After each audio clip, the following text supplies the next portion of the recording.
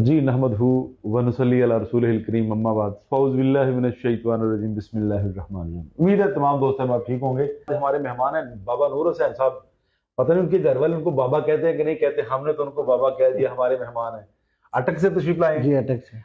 नूर हुसैन साहब, आप मुझे पूरा तारुफ कराइए कि हमें कब से आप देख रहे हैं और कहाँ से तशरीफ लाए? मैं आपको तकरीबन 1 साल से देख रहा हूँ जी।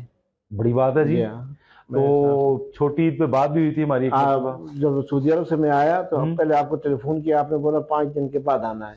क्योंकि इस तरह है कि प्यारे भाई ने जब रश होता है ना, तो मेरी कोशिश ये होती है कि कोई भी बहन भाई जी जो मेरे पास आता है वो वैसे ना चला जाए। जी। अच्छा, बीमार कितने टाइम से हैं? सऊदी अरब में मेरे कहाँ पे होते तकरीबन हैं? 16 साल हो गए जी। अल्लाह गनी व नहनु 16 साल। फुकरा। सऊदी अरब में कहाँ होते हैं आप? सऊदी अरब बरीदा अल कसीम। बरीदा अल गसीम। जी। ठीक है। अच्छा, मुझे ये चीज बताइए कि 16 साल से किस बीमारी में मुब्तला हैं आप? मैं पहले ये टांग पे दर्द था, हाँ फिर कमर में, फिर ऊपर गर्दन पे आ गया, हाँ। फिर लास्ट में ये बाजू भी पकड़ गया। ये पूरे बम जितने भी हैं सब ये दर्द करते हैं, जैसे थे जैसे पीपल फोड़ा निकलता है तो दर्द करते हैं। यानी हाथों में दर्द जो है ये सर्वाइकल की वजह से, ये रीढ़ की हड्डी के ये 7 मोहरों में से अगर मसला किसी मोहरे में आए तो ये प्रॉब्लम C4 C5 में ज्यादा मसला है, तो इस तरह का मसला। यानी अच्छा। आपके साथ ऐसे बातें कर रहा हूँ, बातें करते करते मैं गिर जाता था। 10 मिनट 15 मिनट में बेहोश, अपने आप से मालूमात ही नहीं होती थी। गए तो फिर बड़ी जगह पे हैं, बड़े बड़े हॉस्पिटलों में गए? जी हाँ, मैं तकरीबन 16 लाख रुपए में तकरीबन लाख में जी आप जानते लाख से ਤੁਹਾਡੇ ਕੋਲ ਪਹੁੰਚਿਆ ਸੀ। आज कैसा है वो ਦਿਲ ਵੀ ਤੇਰੇ ਦੇ ਕਰ ਜਾਣਦੇ ਤੇ ਉਸ ਕੋ ਤੁਹਾਡੇ ਕੋਲ ਮੁਲਾਕਾਤ ਸੀ। ਹੋ ਗਿਆ, मैं कहा जाके मुलाकात कर सा, अल्लाह पाक मुलाकात करा छड़ी। अल्लाह पाक ਤੁਹਾਨੂੰ ਤੰਦਰੁਸਤੀ ਦੇ। अटक ਕਿਹੜੀ जगह ਤੇ ਰਹਿੰਦੇ ਹੋ? अटक कामरे नाल नूरपुर ग्रां है जी। अच्छा, ਨੂਰ ਹੁਸੈਨ ਨੂਰਪੁਰੋਂ ਆਇਆ। नूरपुर जी। ਨੂਰ ਹੁਸੈਨ ਨੂਰਪੁਰੋਂ ਆਇਆ। जी जी। ਅੱਛਾ ਭਾਈਜਾਨ, ਤੁਸੀਂ ਮੁxtਲਿਫ ਜਗ੍ਹਾ ਤੇ ਗਏ, ਮੈਨੂੰ ਹੁਣ ਤੁਸੀਂ ਜਿਹੜਾ ਦੱਸਿਆ, ਆਪਾਂ ਉਹ ਨਾਮ ਤਾਂ ਨਹੀਂ ਲੈਂਦੇ ਕਿਹੜੇ ਕਿਹੜੇ ਹਸਪੀਟਲ, ਤਗੜੇ ਤਗੜੇ ਹਸਪੀਟਲਾਂ ਦਾ ਨਾਮ ਹੈ गया ਤੇ ਕਾਫੀ ਪੈਸੇ, यानी ਇੱਕ ਦਿਨ ਚ 60 ਹਜ਼ਾਰ ਰੁਪਇਆ सऊदी अरब में भी मैं काफी पैसे लाए ने। फायदा। ਉੱਥੇ ਰਿਆਲ ਨਾਲ ਮਹੀਨਾ 1 ਮਹੀਨਾ ਤਕਰੀਬਨ ਠੀਕ ਹੁੰਦਾ ਤੁਸੀਂ ਮੈਨੂੰ ਕਿਹਾ ਕਿ ਇਹ ਗਰਦਨ ਜਦੋਂ ਰਾਈਟ ਸਾਈਡ ਤੇ ਮੈਂ ਲੈ ਕੇ ਜਾਣਾ ਤੇ ਲੈਫਟ ਸਾਈਡ ਤੇ ਗਰਦਨ ਕੜਕੜ ਕਰਦੀ ਹੈ।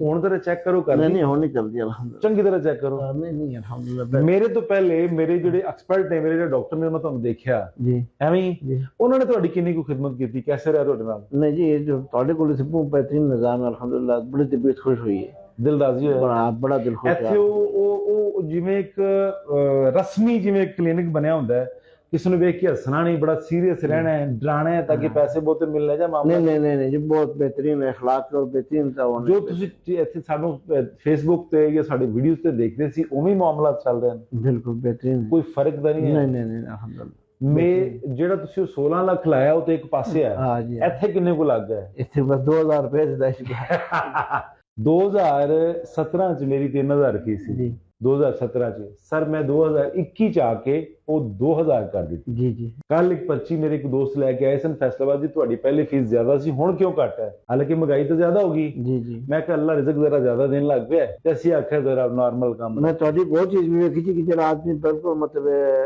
देने के काबिल नहीं, तो उसे राज नाल फ्री भी कर दी। ਇਹ ਅੱਲਾ ਦੀ ਤਰਫੋਂ ਹੈ। बिल्कुल। ਇੱਥੇ ਕੋਈ ਵੀ ਰਿਸੈਪਸ਼ਨ ਤੇ ਦੇਖੋ ਜੀ, ਹੱਥ ਫੈਲਾਣਾ ਜਾਂ ਇਹ ਕਹਿਣਾ ਕਿ ਮੇਰੇ ਕੋਲ ਪੈਸੇ ਨਹੀਂ ਹੈ, ਬਹੁਤ ਬੜੇ ਜਿਗਰੇ ਦੀ ਗੱਲ ਹੈ। जी जी जी। ਮੇਰੇ ਜਿੰਨੇ ਵੀ ਫਾਲੋਅਰ ਨੇ, ਮੈਂ ਉਹਨਾਂ ਨੂੰ ਦੱਸ ਰਿਹਾ ਕਿ ਬਹੁਤ ਬੜੇ ਜਿਗਰੇ ਦੀ ਗੱਲ ਹੈ। जी। ਕੋਈ ਸ਼ਖਸ ਵੀ ਜਿਹੜਾ ਸਫੈਦ ਪੋਸ਼ ਆ ਕੇ ਹੱਥ ਨਹੀਂ ਫੈਲਾਉਂਦਾ ਜਾਂ ਇਹ ਨਹੀਂ ਕਹਿੰਦਾ ਕਿ ਮੇਰੇ ਕੋਲ ਪੈਸੇ ਨਹੀਂ ਹੈ। बेशक। ਪਰ ਅਬੂ ਅਬਦੁੱਲਾ ਦੇ ਰਿਸੈਪਸ਼ਨ ਤੇ ਆ ਕੇ ਕੋਈ ਸ਼ਖਸ ਅਗਰ ਕਹੇ ਮੇਰੇ ਕੋਲ ਪੈਸੇ ਨਹੀਂ ਹੈ, ਤਾਂ ਉਹਨੂੰ ਦੁਬਾਰਾ ਪੁੱਛਿਆ ਨਹੀਂ ਜਾਂਦਾ ਵੀ ਕਿਉਂ ਨਹੀਂ ਹੈ। जी।